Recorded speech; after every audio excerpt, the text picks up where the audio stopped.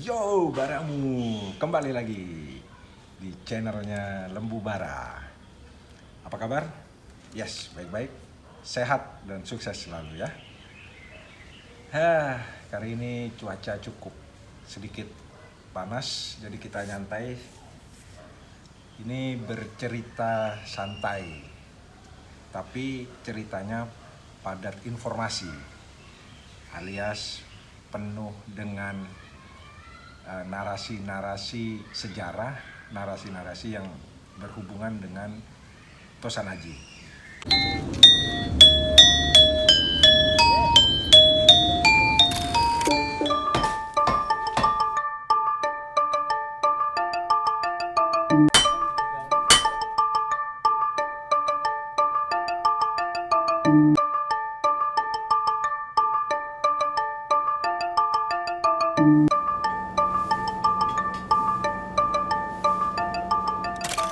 Hai. Awalnya banyak pertanyaan ya dari para baramu sekalian. Ya maklumlah, karena channel Lembu Bara ini kan banyak kaum milenial atau orang-orang yang baru mengenal Kris ya, para milenial yang mengenal Kris.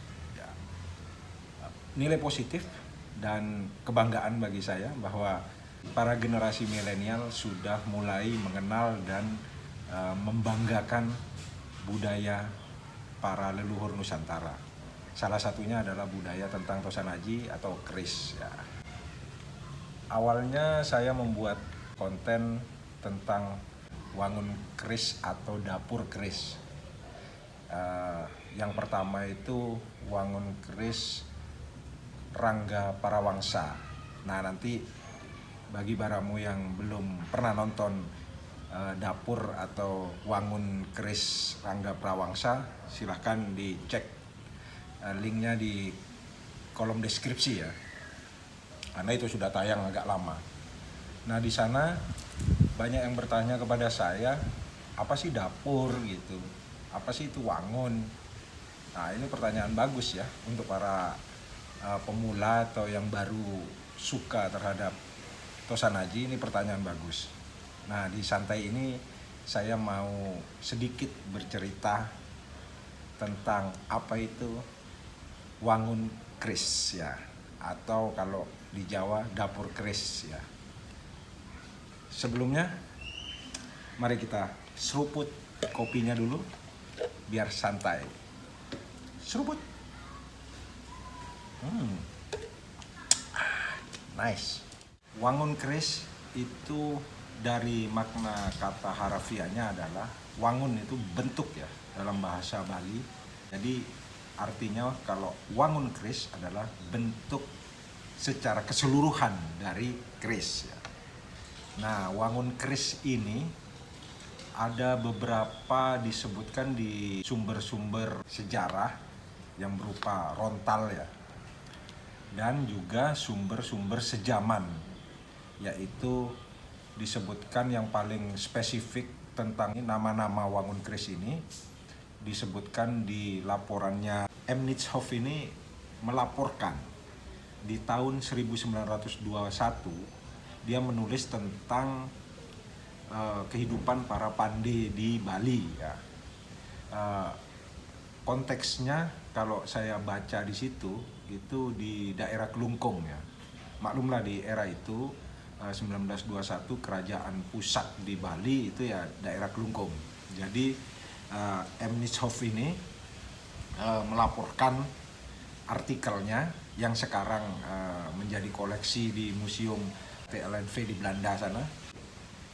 Di dalam laporan tersebut M. Nitzhoff juga melampirkan wangun Kris yang sebanyak 25 nama wangun itu yang diambil atau disadur oleh beliau dari sebuah rontal. Artinya M. Nitzhoff ini menulis di tahun 1921, rujukannya adalah sebuah rontal yang sudah ditulis jauh sebelum 1921, kan gitu.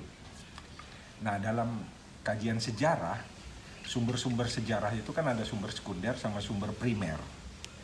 Kalau sumber primer itu biasanya dari prasasti ya, prasasti atau artefak atau relief. Sumber primer itu valid ya, karena memang yang mengeluarkan atau yang membuatnya pas di eranya gitu loh. Apalagi prasasti, pasti raja yang saat itu mengeluarkan.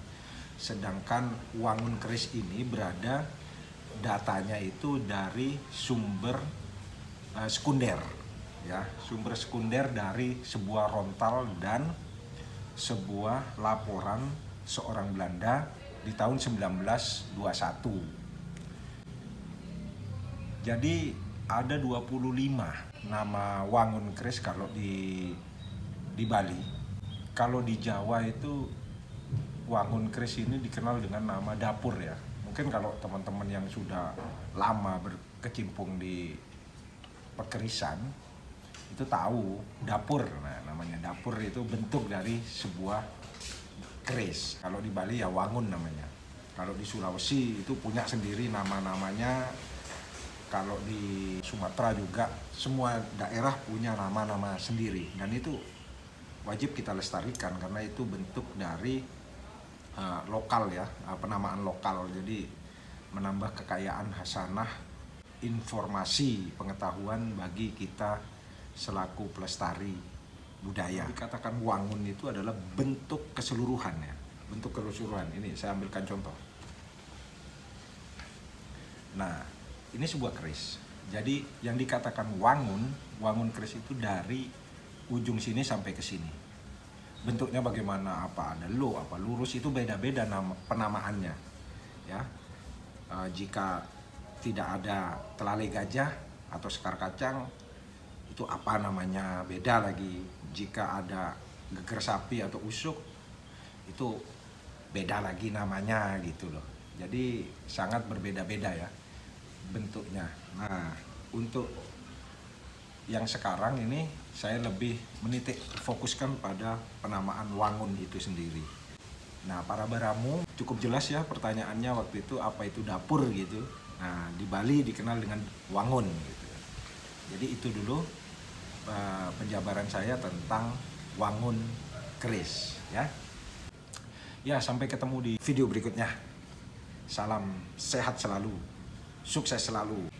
Jadilah pembangga keris milenial dan budaya Nusantara. Juga selalu support pandai lokal ya. Ingat, support terus pandai lokal, dukung terus pandai lokal ya. Kalau nggak ada yang support, ya nggak ada budaya pekerisan lagi. Terakhir kali, seperti biasa, kita sama-sama yuk ucapkan Cihai.